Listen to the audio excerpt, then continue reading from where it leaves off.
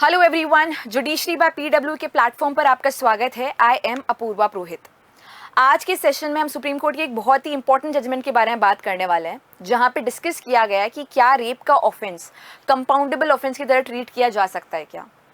इस पर्टिकुलर मामले को डील करने से पहले आपको दो तीन चीज़ें पता होनी चाहिए कि कंपाउंडेबल ऑफेंस होता क्या है, इसके अलावा किन मामलों में कंपाउंडिंग पॉसिबल है, सेटलमेंट पॉसिबल है, कहाँ पे पॉसिबिलिटी नहीं है, कहाँ पे कोर्ट की परमिशन लगेगी, कहाँ पे कोर्ट की परमिशन नहीं लगेगी, क्यों हीनियस ऑफेंसेस में सेटलमेंट पॉसिबल नहीं होता है। ये कुछ ऐसे टॉपिक्स हैं जो कि अंडरस्टैंड करने बहुत इंपॉर्टेंट है। सबसे पहले तो ये बात करते हैं कि कंपाउंडेबल ऑफेंसेस होते कौन से हैं। तो वो मामले जहाँ पे पार्टी इस कोर्ट के बाहर सेटलमेंट पे रीच कर सकती है आपस में बात करके। अब विक्टिम जो है यहाँ पे अक्यूज पर्सन से डिस्कशन करने के बाद में, एक निष्कर्ष पर पहुंचने के बाद में सारे चार्जेस को ड्रॉप करना चाहती है, कोर्ट में आके ये बता देगी। कुछ मामले ऐसे होते हैं जहाँ पे कोर्ट की परमिशन के साथ ही कंपाउंडिंग सेटलमेंट पॉसिबल है। कुछ मामले ऐसे होते हैं जहाँ पे कोर्ट की परमिशन के बिना आप सेटलमेंट पे रीच नहीं कर सकते हो। वो सब कुछ डिपेंड करता है on what is more serious and what is less serious. यानी कि पेटी ऑफेंसेस में आप कोर्ट के बाहर जाके खुद से सेटल करो, कोर्ट को कोई मतलब नहीं है।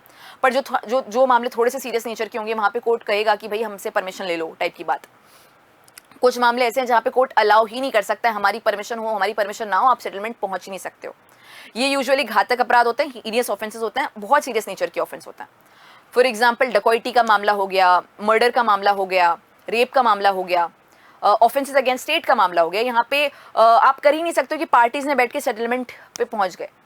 इसका कारण ये है कि ये मामले आपने ऑफेंसेस जो हैं ये स्टेट के अगेंस्ट ही कमिट किए, क्राइम आपने स्टेट के अगेंस्ट ही कमिट किया है।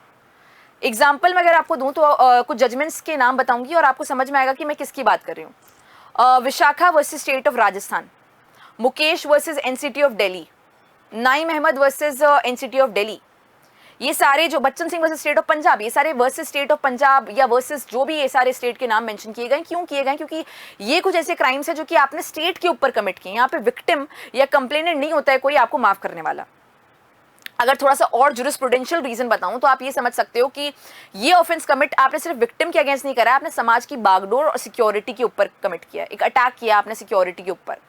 फॉर एग्जाम्पल अगर मर्डर कमिट होता है तो यहाँ पे सिर्फ विक्टिम की फैमिली तो सफर कर ही रही है, वो तो सबसे ज्यादा सफर कर रही है, पर साथ ही साथ जो बाकी के लोग हैं, जो पड़ोसी लोग हैं, जो बाकी के लोग हैं, वो भी सोच रहे हैं कि क्या ये देश हमारे लिए सुरक्षित है, क्या ये जो एरिया है हमारे लिए सुरक्षित है, क्या हमारी सरकार हमारा प्रॉपर्ली ध्यान रख पा रही है, क्या सिक्योरिटी प्रोवाइड कर पा रही है, क्या पुलिस क्या कर रही थी। मतलब ये सारे क्वेश्चंस खड़े हो जाते हैं। तो समाज की जो बागडोर है, सिक्योरिटी है, वो कहीं ना कहीं हिल जाती है। इसी वजह से कुछ मामलों में पॉसिबल ही नहीं है कि पार्टी जाके सेटल भी कर ले, कोर्ट अलाउ ही नहीं करेगा। नेवरदलेस इस केस की बात करते हैं। यहाँ पे रेप के मामले को सेटल किया गया, कैसे किया गया उसके बारे में बात करेंगे। तो केस का नाम है Madhukar versus state of Maharashtra और जस्टिस विक्रम नाथ इन संजय कुमार की बेंच है। यहाँ पे दो पार्टीज विक्टिम और अक्यूज पर्सन पहुंचते हैं कोर्ट के पास कि हम लोगों ने मामले को सेटल कर दिया है, आप इसको क्वॉश कर दो। और कोर्ट अलाउ भी कर देती है रेप के मामले में भी। ऐसा क्यों? कोर्ट यहाँ पे नोटिस ये करती है, rape case can be quashed based on settlement by the parties in exceptional situations. Generally speaking rape का मामला एक ऐसा मामला नहीं है जिसमें आप सेटलमेंट पे मीडिएशन के थ्रू कुछ भी डिसाइड कर सको। यहाँ पे कोर्ट के द्वारा ही सजा सुनाई जाएगी, या फिर अगर पार्डन करना है, कम्यूट करना है सेंटेंस को, वो सब कुछ चीजें स्टेट के द्वारा डिसाइड की जाएगी। यहाँ पे विक्टिम या कंप्लेनेंट के पास वो पावर नहीं है। देखिए बहुत सारे मामले हैं जहाँ पे मीडिएशन के माध्यम से, बातचीत के माध्यम से चीज़ें खत्म हो सकती है। इनफैक्ट अगर मैं बात करूँ रिसेंट एक लीगल अपडेट की, तो जैसे सूर्यकांत के द्वारा और सीजीआई बीआर गवई के द्वारा एक कैंपेन लॉन्च किया गया है, which is nation for mediation campaign, जहाँ पे कोशिश की जा रही है कि मीडिएशन में ज़्यादा से ज़्यादा केसेस को डील किया जाए, पर केवल वो केसेस जो कि एलिजिबल है मीडिएशन के लिए, जैसे कि मैट्रिमोनियल डिस्प्यूट, प्रॉपर्टी के डिस्प्यूट, कुछ ऐसे मामले जो कि थोड़े से सिविल नेचर के अंडर फॉल करते हैं, या फिर लेस सीरियस ऑफेंसेस, पेटी ऑफेंसेस के अंडर फॉल करता है। घरेलू मामले, फैमिली सेटलमेंट वाले मामले, ये वो मामला नहीं है।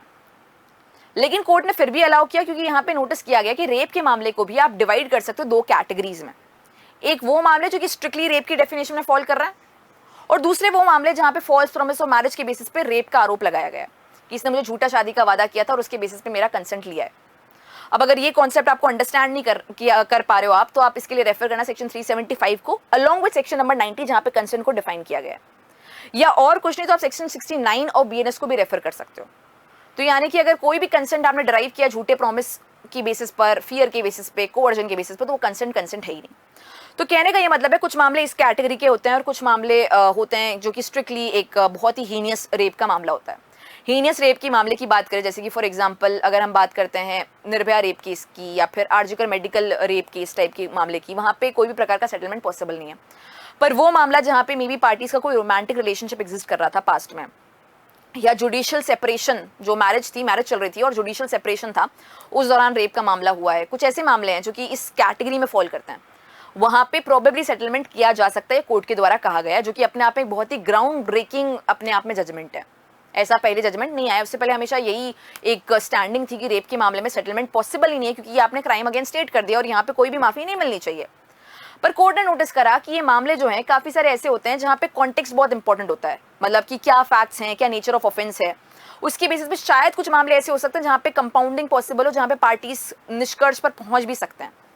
यूजुअली स्पीकिंग, अगर मैं यूजुअली बताऊं तो यूजुअली रोमांटिक रिलेशनशिप जहाँ पे पास्ट में एग्जिस्ट करी होती है, उन मामलों के अंदर सेटलमेंट तब भी सोचा जा सकता है। खैर, यहाँ पे कोर्ट ने कहा at the outset we recognise that the offence under section 376 IPC is undoubtedly of grave and heinous nature. अगर हम लोग बीएनएस की बात करें तो सेक्शन नंबर 64 में रेप की पनिशमेंट दे दी गई है। Ordinarily, quashing of proceeding involving such offences on the ground of settlement between the parties is discouraged and should not be permitted. Generally, अगर हम बात करें तो इस जजमेंट के बेसिस पर आप कोई भी सेटलमेंट पे रीच नहीं कर सकते। इसको मत इस्तेमाल करना कि इसमें सेटलमेंट किया था तो अब हर रेप केस में किया जा सकता है, नहीं। कोर्ट ऑलरेडी एक तरीके से आगाह कर रहा है, हम लोग इसके लिए डोर्स ओपन नहीं कर रहे हैं रेप के मामलों में अब सेटलमेंट आने लग जाए। लेकिन कुछ मामले ऐसे हो सकते हैं जहाँ के फैक्ट्स काफी लाइट हो, जहाँ पे पार्टीज का रिलेशनशिप काफी पेचीदा हो, उन मामलों के अंदर हम लोग कॉन्टेक्स्ट के हिसाब से अलाउ कर भी सकते हैं, केवल और केवल एक्सेप्शनल मामलों में, अपवाद वाले मामलों में। तो court the power of court under section 482 CrPC, या अब बात करें तो 528 बीएनएसएस, जहाँ पे इनहेरेंट पावर्स की बात की गई है हाई कोर्ट की। अगर लग रहा है कि एंड्स ऑफ जस्टिस को मीट करने के लिए, इंटरेस्ट ऑफ जस्टिस को मीट करने के लिए ये चीज को क्वॉश किया जा सकता है, तो हमें रिजिड फॉर्मूला को अप्लाई नहीं करना है, फैक्ट टू फैक्ट हर चीज को डिसाइड करना पड़ेगा।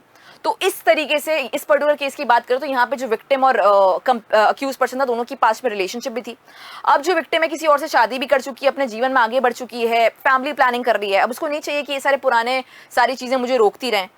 तो यहाँ पे विक्टिम के द्वारा कहा जा रहा है I can't continue with it, मैं स्टेटमेंट देने के लिए या बयान देने के लिए भी नहीं आ पाऊंगी और मैं इस चीज़ को अब एज ऑफ नाउ ड्रॉप करना चाहती हूँ।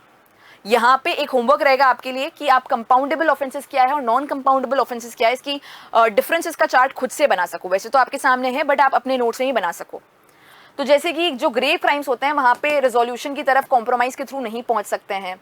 एग्जाम्पल की बात करें तो यहाँ पे बहुत सारी चीज़ें आ सकती है, breach of trust by public servant, offences against state, murder वगैरह। कोर्ट के पास अथॉरिटी है ही नहीं कि बोल दे मीडिएशन कर लो या फिर बाहर जाके बातचीत करके सेटल कर लो। ऑफेंडर इज ईदर एक्विटेड और convicted based on presented evidences only. यहीं पे इसकी बात करें तो यहाँ पे विक्टिम विड्रॉ कर सकता है अपने चार्जेस को through a legitimate compromise only. काफी सिचुएशंस के अंदर कॉम्पनसेशन भी पे किया जाता है अक्यूज पर्सन के द्वारा। ये सारे डिफरेंसेस हैं। तो अगर मैं जस्ट बताऊं तो रेप के मामले में यूजुअली सेटलमेंट पॉसिबल नहीं है, पर कुछ एक्सेप्शनल मामलों में किया जा सकता है। सब कुछ डिपेंड करेगा फैक्ट और सर्कमस्टांसेस के हिसाब से और कॉन्टेक्स्ट के हिसाब से। आज के लिए इतना ही। Thank you so much.